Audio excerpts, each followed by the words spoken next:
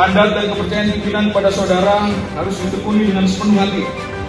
Laksanakan tugas dan tanggung jawab serta wewenang secara profesional, proporsional sesuai dengan kode etik profesi Polri.